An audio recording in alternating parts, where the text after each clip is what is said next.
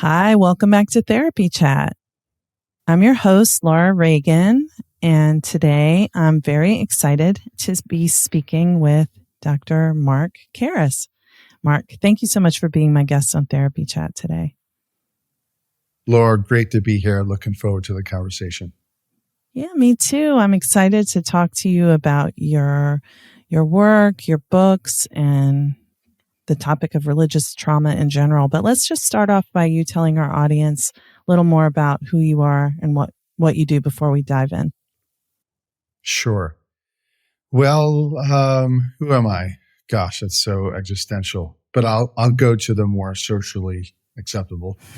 I'm a therapist, private practice, San Diego, full-time practice. I was an adjunct at Point Loma Nazarene University for a little bit. And a dad, husband, and author. Just came out with the fourth book, which we'll get in talk about today. And that's about it. Congratulations. So why don't you tell us the title of your newest book? Yeah, it's a big one. It's a big title. Healing the Diabolical Trinity, Healing Religious Trauma from a Wrathful God, a Tormenting Hell, and a Sinful Self. Yeah. So just to share with the audience, some people hear the Diabolical Trinity and think I'm being somehow pejorative to the Christian understanding of the Trinity. So for some reason, I have to make that explicit. I'm not talking about the Trinity, but the interrelated understanding of a wrathful God, tormenting hell, and a sinful self, otherwise known as hell indoctrination. Well, yeah, I think that's great that you just explained that, because it's a little bit of a provocative title, right? That I would say, yes. But the Trinity of a wrathful God, tormenting hell, and a sinful self are a pretty destructive group of three. So I think it fits. There's a reason that I sort of named it that way, in a sense, because I was just going to talk about the religious trauma of hell, hell indoctrination. But then as I was wrestling through it and writing, I realized you cannot have a hell where there's eternal conscious torment without a wrathful God who created it. And you can't have that kind of hell without evil and sinful people to be put there for eternity. So there is this interrelated trifold nature of hell indoctrination, that they can't be separated. And as you suggested, they have a lot of negative consequences. I will say not for everybody, which makes this an interesting conversation, because another person's theological trash is another person's theological treasure. So there are people who come out unscathed with this kind of doctrine and praise God for being so just to have created a place like this, because God is so holy.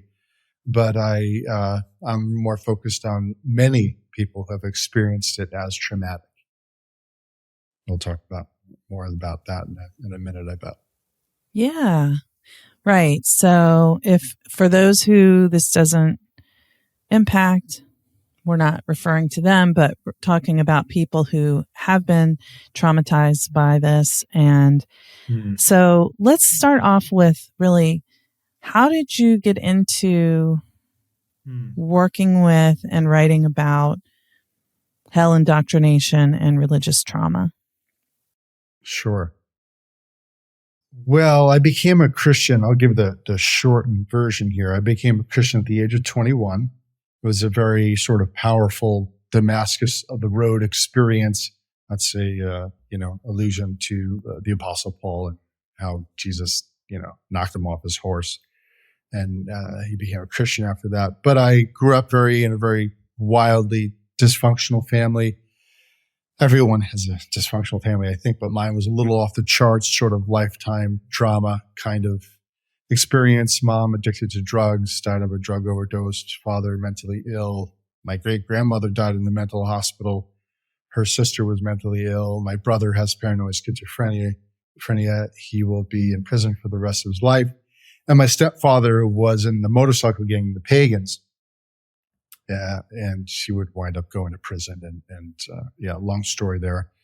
So I did become a Christian, and it was really life-changing for me. It was a very spiritual, transformative experience, but then I got saved from one hell, in a sense, into another in a very, what they would call a legalistic church. Men couldn't have facial hair. Women couldn't even trim their hair, or it would be considered sin. And they would be actually scared of going to hell because of it. And so this kind of religious milieu created such a, really bound me up in a very anxiety, trauma-ridden way, that I got to the point where if I drink soda, I thought I would defile the temple of the Holy Spirit and that I would go to hell. And I remember having an experience with, there was a visiting preacher where we went to this event, and I looked up to him like he was like God's prophet, And I remember telling him that I drank wine at a wedding, just, it was in passing, talking about the wedding experience. And he looked at me and he said, "You are in danger of hellfire." I was like, "Why?" Because I drank wine. And within this religious tradition that was called Apostolic Oneness Pentecostalism, even drinking wine was considered a sin.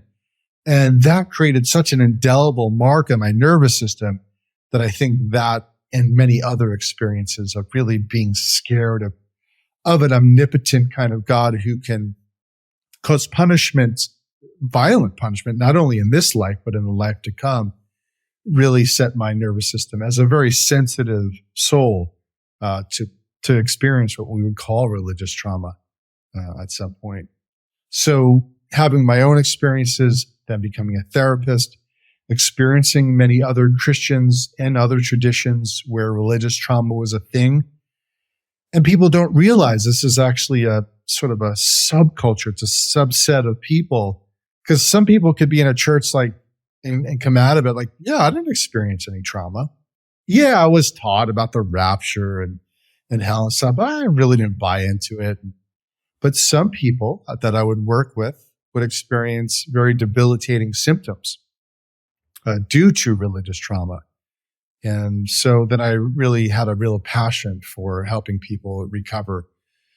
Not only, can people be traumatized by authoritarian coercive leaders, so that's where spiritual abuse came from, and there's an evolution of consciousness around this stuff, but beliefs, religious beliefs, can also be traumatizing. And so this is something I've become very passionate about. Yeah, well, and thank you for sharing, first of all, about the losses you've experienced, your mom, and the things that have happened in your family, and all of the pain that you mentioned, even speaking so briefly about it. Yeah. And also for sharing about, how this became what you focus in your work. And I guess it would make sense to me just to ask, obviously I know about trauma, but how does religious trauma specifically show up for people? You talked about being anxious and bound up in that, but there's as you were talking about, I was just thinking Sure. Where there's the person who's in the experience, who's trying to kind of follow the rules. And it sounds traumatizing to have so much powerlessness and so much, external control. And when you've already been raised in a traumatic home, that makes sense that would be both keeping you in that environment and keeping you sort of frozen within that environment in a way. Sure. Potentially. But what is it? How does it show up, the trauma itself, for people when they're dealing with religious trauma? Sure. Well, maybe I'll start off by just talking about maybe an operational definition for me. And I'm very sensitive to defining trauma and religious trauma because I really wanted to come from the heart and the mind and the body of people that I work with. But sort of in general, religious trauma describes the enduring harmful effects caused by repeated encounters with suffocating religious beliefs, oppressive and painful behaviors from religious people, such as, rejection and demonizing and pathologizing. And we can talk more about that, but also constricting rules and confining religious structures. So religious trauma often has negative effects on one's nervous system, emotional landscape, view of self and others, relationships. And so for me and others, the symptoms occurred gradually over time. I would say similar to drinking water contaminated with toxic metals, where an individual is unaware of the slow drip poison that slowly seeps into their body. And I've also experienced a couple of jarring religious traumatic events that was likened to an earthquake that can instantly shatter and shake an individual's foundation and leaves them struggling to regain footing in the world. So in a general sense that, that's religious trauma. As Laura Anderson, she's coming out with a book I think is phenomenal, When Religion Hurts. Trauma is trauma. Religious trauma is trauma. And so, like I said, it could be due to beliefs, oppressive, painful behaviors, constricting rules, and religious structures. But how it shows up can be different. But in the book, I talk about the debilitating anxiety that can come from this, of the trauma's effect on the body and the view of the body. Because remember, I'm also in Hell Indoctrination, I'm talking about original sin and the notion that we're no good. How often that I heard the lines of, your heart is deceitfully wicked above all things. There's nothing good dwells within you. Or repeating the scriptures in the New Testament where it said that our righteousness is as filthy menstrual rags, or that there's nothing good within the body. It's fleshly. It's not spiritual. So hearing these messages over and over again, we're going to have a certain view of self that is very debilitating, very constricting, very shame-filling. And that's another piece of the toxic shame that can come from this. And then, of course, the bedfellow of shame of the self-criticism. I'm a sinner. I'm no good. I'm evil. Nothing good dwells within me. So, of course, you're going to walk around almost on eggshells in the earth and throw in some other doctrines of demons, right? Where there's like a demon behind every bush. That's the way it was for me in this Pentecostal tradition, where not only God can harm you for sinning, but God can send some demons to harm you, or it opens the doors to the devil. And so I remember being deathly afraid. Imagine the panic, the hypervigilance one would have. Like I literally would walk around like, who's a Christian, who's not? Who's like filled with demons and who's not? If I did this sin, it'd be a little personal. I remember I masturbated, and that's a whole other topic of purity culture. It's a big conversation now, not only for women, but men have been affected. But I literally thought that I would go to hell, that I would open the door to demon oppression in some way because I engaged in a form of self-pleasure, where people in my tribe and religious tradition got kicked out of church for not being able to stop masturbating. So imagine the anxiety around that. And then I talk about betrayal trauma and, of course, rejection from the community. So there's a lot of consequences and how trauma can show up in religious context. Yeah. It's Sorry like, for throwing so much at you, but it's very, there's a lot. It's so complicated. And this is the same experience I had when I interviewed someone about purity culture. I was just like, the enormity just like is astounding, because it's like if you're in, you don't feel safe because you know that you're inherently bad and you're going to screw up and you don't want to. And if anyone finds out, you will be out. But then if you're out, you're also being, I don't know, abused, mistreated by, being called all these horrible things and told all these things about yourself that are just as if like you don't deserve to exist. So it's kind of like a no-win situation. Yeah. I mean, it's, there's so many different, consequences for this stuff. I mean, we all, rejection hurts. Like that in itself, being rejected from our community. We are neurobiologically wired to belong to a tribe and intimately connect with others. So when leaving our fold, a little sort of plug to Marlene Winnell's book, the sort of a grandmother of religious trauma material, leaving our fold in our tribe, it could fill us with tremendous anguish and turmoil, right? Because we have a need to feel safe and to feel loved and belong. And so it really taps into that primitive aspect of our brain. And so these things, when we're kicked out and shoved out or judged for being out, our nervous system encodes these, loneliness and isolation and rejection as primal threats. And loneliness can cause anxiety and produce considerable amount of stress hormones, which ripple through our bodies and brains, with a lot of consequences to our immune system and well-being.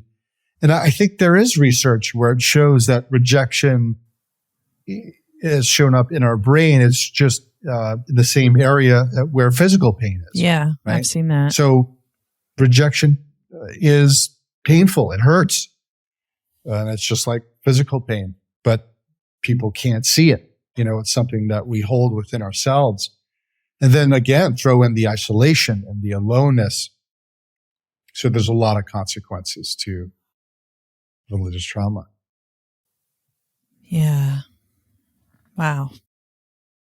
I just, I know that so many people, first of all, so many people find comfort in religion and, lean on it when they're in their darkest days. And then, also so many people, I think, push those kinds of beliefs on other people, even in a desire to help them. Like, I can remember with my children, some family members who were very religious and we were not, who were very concerned about if we didn't have our children baptized, they would go to hell. And I was so offended by that. Like, my children are little balls of love. They're not going to hell.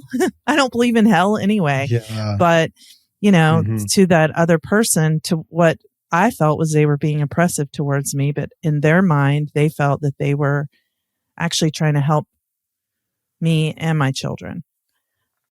Yeah, it really does point to the complexity around religion. I always try to take a compassionate lens. Yeah.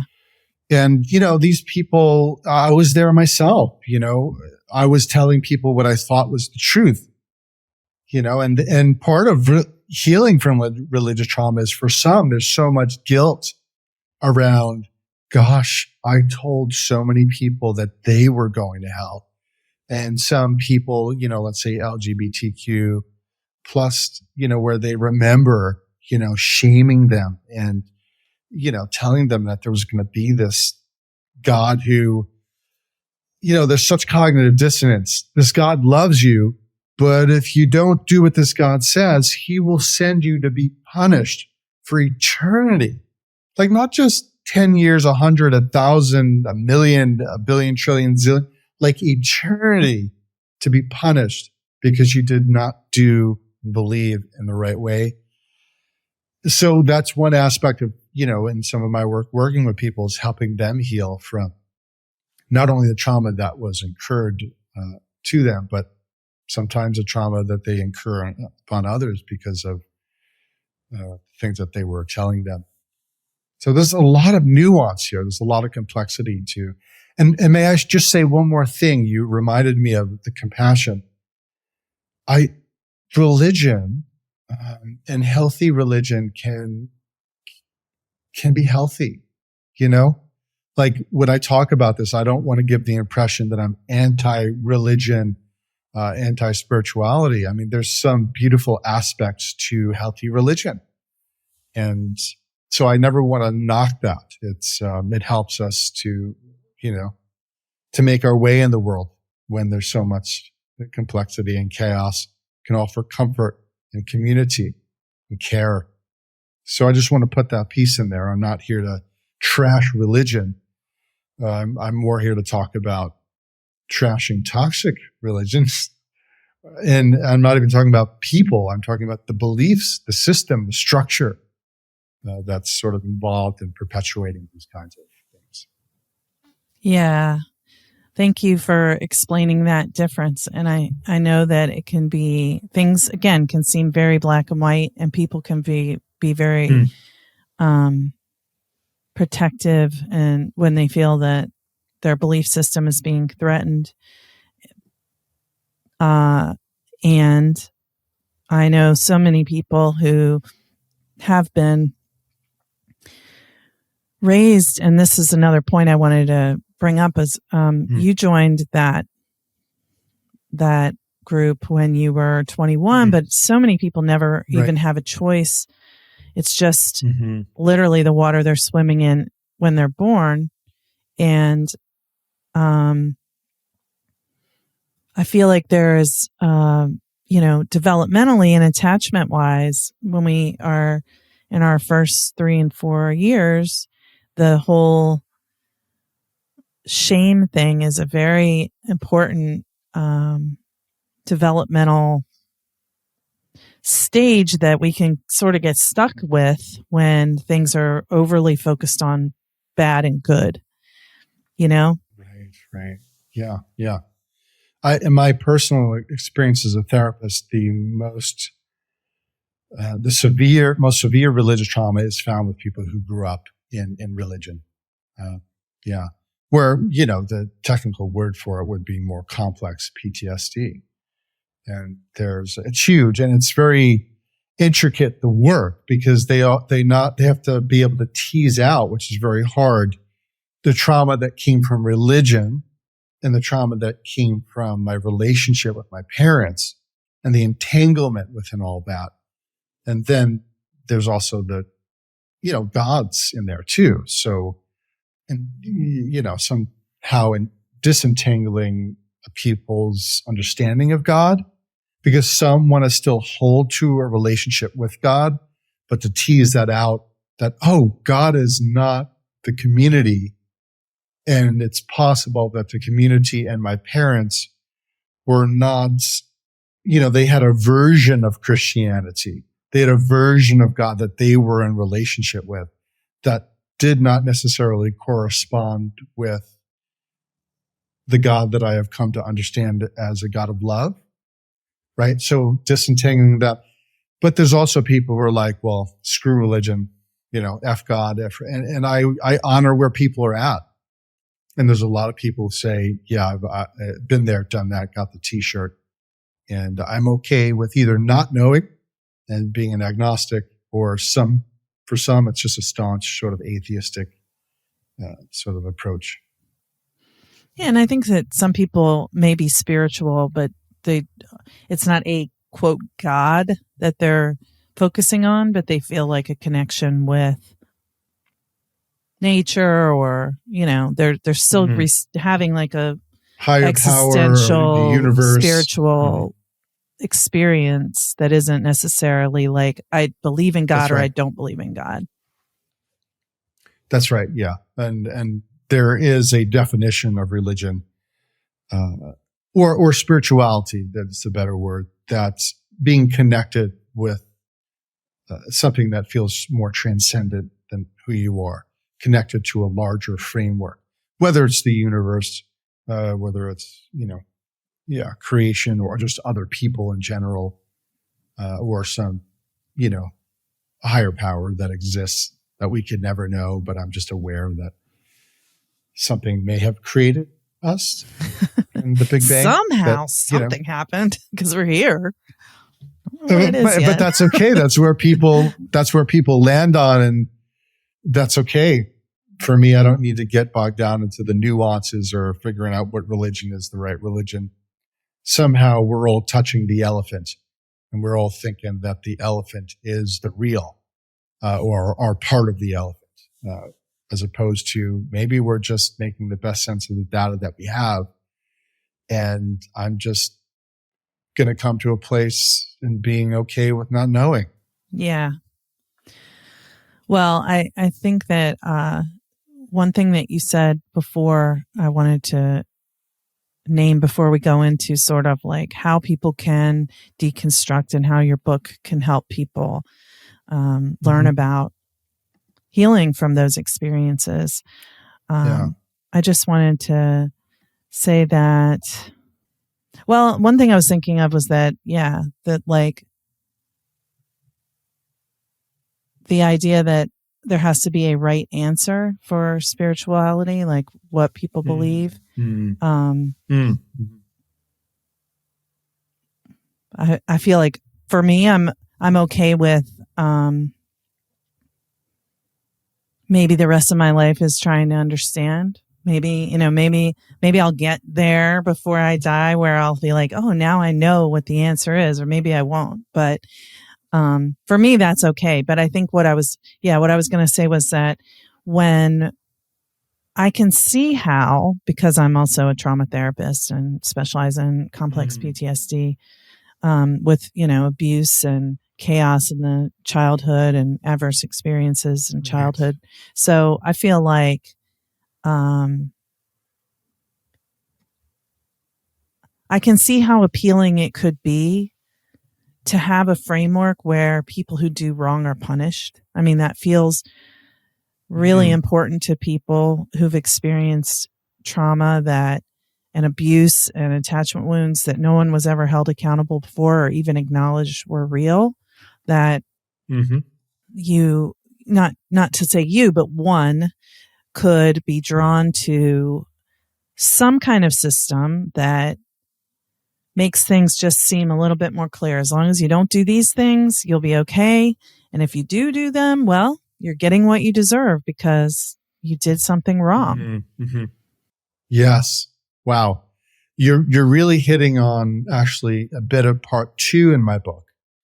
And that's looking at this from a sociological and psychological way of like, where did these beliefs come from? And so in part 2, I do look at, I try to show that the eternal torture chamber known as hell is like an intimidating, ferocious looking dog with long, mangy fur who after getting wet looks like a skinny, feeble, and downright laughable animal. And so my aim is to demonstrate that hell does not originate from a divine being, but rather a result of human ponderings about the afterlife, morphing into a narrative of violent projections that actually can bind communities together. And what you just alluded to is, as I was taking a sort of a macro view of, because this isn't just about Christianity. Actually, religion can be found all over the world, and many religions have a view of the afterlife where there's sort of this reward and punishment motif. And even with animism, which is the oldest view and understanding of religion, even that had a sense of, well, while it may have not been God who can be mad at you, the ancestors could be upset at you, right?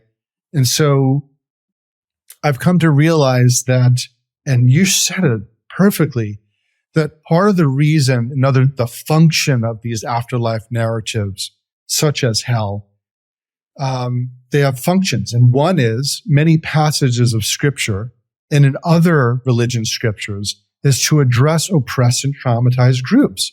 And in a Christian sense, the Israelites, Jewish and Christian, the Israelites are Christians.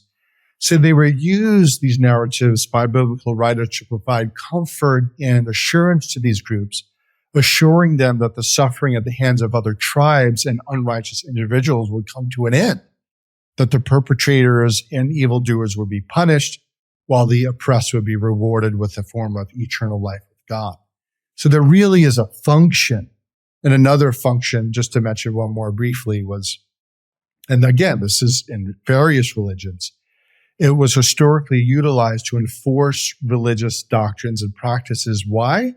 To maintain social cohesion within the religious communities. Because the fear of eternal punishment or punishment by a divine figure served as powerful motivators, right, for individuals to adhere to religious teachings and norms while encouraging them to be loyal to their communities. So these religious narratives function, right? And those are true, at least in my understanding, from a sociological perspective.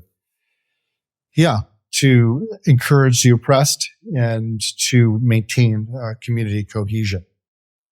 Makes sense. But, you know, as we have evolved, I think we can do something better than the stick. And I think the carrot and actually love and self-acceptance and other acceptance and, you know, decreasing tribalism, I think it's a good thing in our day and age. Mm-hmm. Yeah. Yeah. And I just want to add to that, like, quickly, that the whole idea of this eternal damnation, when, you know, someone's being told you're sinning and you're going to hell forever. And if it's something like identity, like who they are, being, let's say, gay, trans, you literally won't be able to escape from that for your life on earth, even if there's a possibility that this isn't true about the hell existing after your life, you're in that, a form of hell, you know, at the time. Yes. Because you're just being told that who you are is just intrinsically sinful, evil, unacceptable, despicable, abominable. Right. And the reason why I'm so passionate about this is because what you just said, and here's the raw truth about this, some people have killed themselves. I know, yeah. Because of these ideas, right? Because if you believe a God believes that about you, and God's community believes this about you, and then throw yourself in a family who believes what they all believe about you, people have killed themselves because of religious beliefs. So that's why this conversation matters. And that's why I care about this topic. Yeah, because it's inescapable. Even God, you know, sees all and knows all. Like, what can you do? You can't change who you are, but who you are is unacceptable to God. I can see, you know, and I hope that, you know, maybe if anybody hears this who didn't know that there were other views, maybe that will help in some way. Yeah, yeah. And speaking of other views, just really quickly, there are other views of the afterlife, even within the Christian tradition, because sometimes that's helpful for folks. Like the fundamentalist, typical evangelical understanding of the afterlife is not the only version in town. And so there are other Christian understandings of what happens after we die. And it has nothing to do with a God who hates us because of our sin, and because we didn't accept Jesus will send us to be tormented and tortured for eternity. There are other versions, and we won't get into them now, but just throwing it out there. There are other more love-saturated and deeply relational versions of the afterlife within the Christian tradition. Just throwing that out there. Well, thank you. And I know that we don't have a lot more time, but I'd really love for you to, as you can, talk a little bit about, for people who are wanting to understand, like, how can your newest book help them where they are? Yeah, this gets into part 3 of my book, where part 2 is more deconstructing from a sociological perspective. Part 3 is really getting into principles and practices that can really help on a nervous system level, which, if we're talking about trauma, this isn't something you can talk yourself out of. And so I spend over 120 pages in part 3 of the book that, very practical work that people can do. Because there are two aphorisms I mention frequently in my trauma work, is that facts will not heal the tracks, and information does not necessitate transformation. So remember, the trauma, any kind of trauma, but the trauma of hell indoctrination is lodged in the tracts of our subcortical nervous system. So since trauma's imprint is on the mind and body, knowledge alone is insufficient to heal. So it's impossible to talk or lecture a victim out of chronic shame, unrelenting inner criticism, unworthiness, helplessness, insomnia, rumination, flashback nightmares, and disturbing feelings. So part 3, I talk about all kinds of different ways, so I talk about memory reconsolidation, imagery work that people can do. I talk about a little bit of sort of EMDR, therapeutic work that people can do with bilateral stimulation and, again, compassion imagery. One of the most powerful work that I've experienced for myself and others is self-compassion work. Not just ideas, but this gets into Kristen Neff's work and others. Like self-compassion almost becomes a subversive middle finger to toxic religion, where you were told that God thought you were despicable. You're told that the community thought you were despicable. But to be able to do work around fostering an environment within yourself where you can love yourself, you can love your body, you can relate to yourself as you would a dear friend who is suffering, as opposed to with judgment and ridicule and rejection. That's powerful for some. Very hard, but that's part of the work is helping folks be able to do that. And then working with the whole chapter on the inner critic and helping people work through self-criticism. And then parent wounds, a whole chapter on parent wounds. And then a whole chapter on values, right? What is it like it's almost like for those of us who are in religion, we had these tubes that were connected to the mothership, and we were told what to do and how to believe, and in our community, what to wear, what to listen to. And to disconnect from that is extremely disorienting to people, because it's like, well, who am I? Mm-hmm. Who am I apart from what other people were telling me? And so helping people to figure out their own values and what they love and don't love and like and don't like, and what is the kind of life that they want to live. And even, throw in a Bronnie Ware quote. I remember she wrote the top 5 regrets of the dying. And she said that one of those regrets I'll never forget because I take it to heart. She said that one of the top 5 regrets was, I regret living a life that others expected of me and not a life that was true to myself. It's like, wow, I don't want to go out like that. And so helping people figure out who they are, what they value, what that looks like practically, disentangling themselves from religion in that way, and having a funeral for the gods in their life, the internalized other with a big O, whether it's internalized parents or internalized divine figures who are harsh and punitive and telling them what to do and not to do, to have a funeral for them, to find a sense of liberation for who they are. It's so rewarding. So that's a little bit of what I get into in part 3 in the book. Wow. Yeah. That's so powerful when you said having a funeral for the other. Just, I was struck by you saying how I understand it's like a framework of how to live. The whole idea is it's teaching you what to do, what not to do, what's safe, what's not safe, but it's skewed in a certain direction. Mm-hmm. And if that's been your whole literally indoctrination of who you are and what it means to be alive, then you're almost like starting like a newborn baby if you don't have that structure to work with.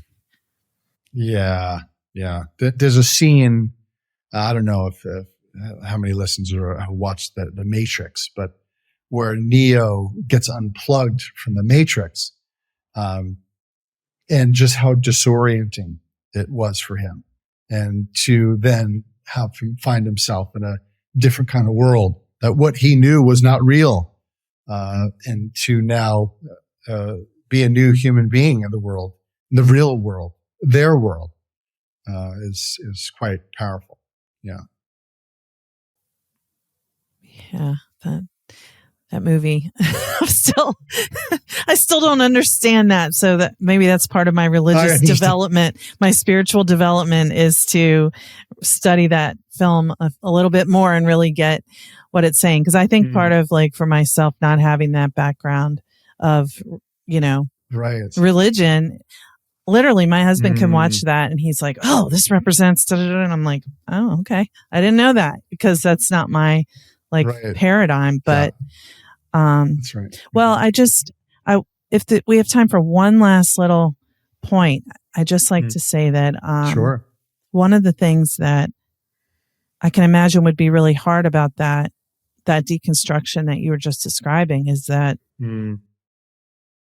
if you were raised in an environment where you weren't supposed to ask questions and you really weren't supposed to think for yourself, it's like, how to even do that? And I've seen that with people who it's like, wait,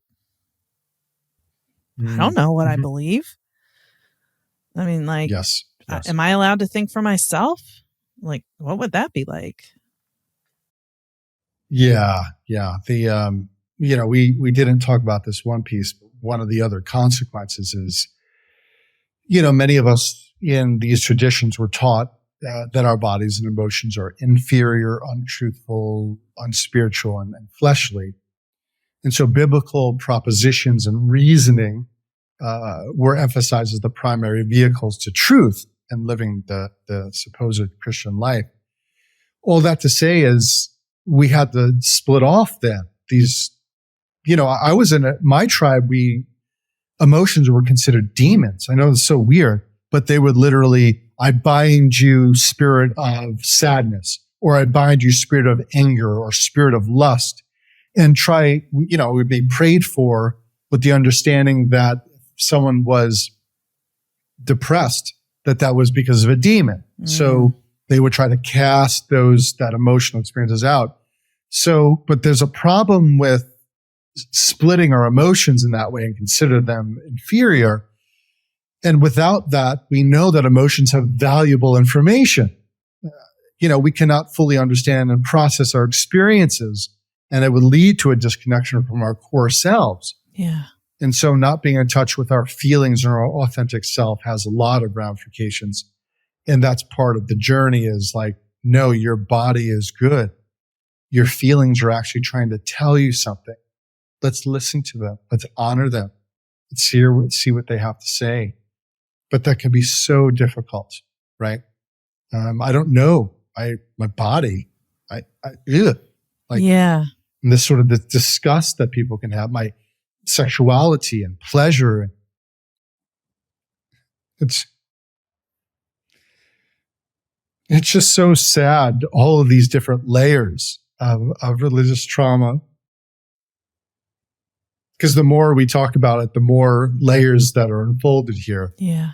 And it makes me really sad that religion at its best is supposed to bring forth the most powerful and embodied and loving human beings, but paradoxically can create so much pain and trauma and hurt and disconnection from our core selves.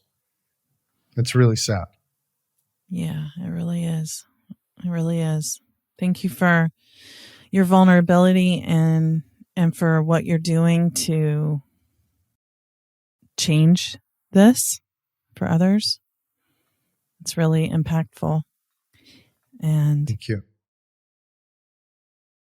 Hopeful too, because from what I hear you say, it sounds like in your book, people can really begin doing this work through the practices that you have there, and not just having to, teach about it and then let me go find out where that is, but actually being able to experience it a little bit just through trying some of the prompts in the book. So that's really valuable. Yeah. Yes, absolutely. Accessible. And then there's like 10 or 15.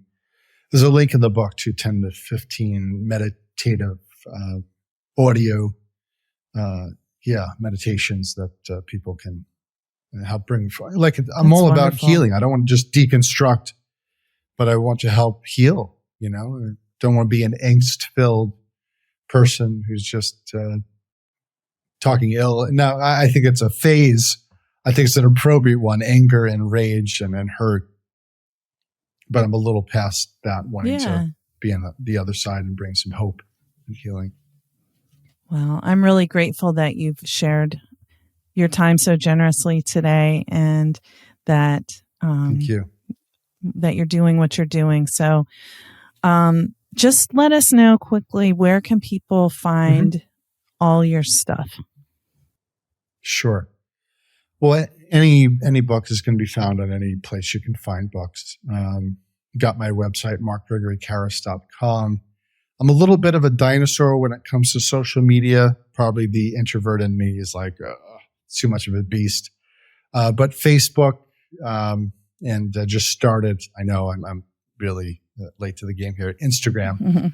So, yeah. That's it. Hey, it's okay. There's no timeline. I know. But you said it's markgregorykarris.com? That's correct. Okay. I'll be sure that we put that in the show notes so people can go directly to your website right from this interview. And Mark, thank you again for sharing your wisdom today and for everything you're doing. Thank you so much, Laura. Great being here.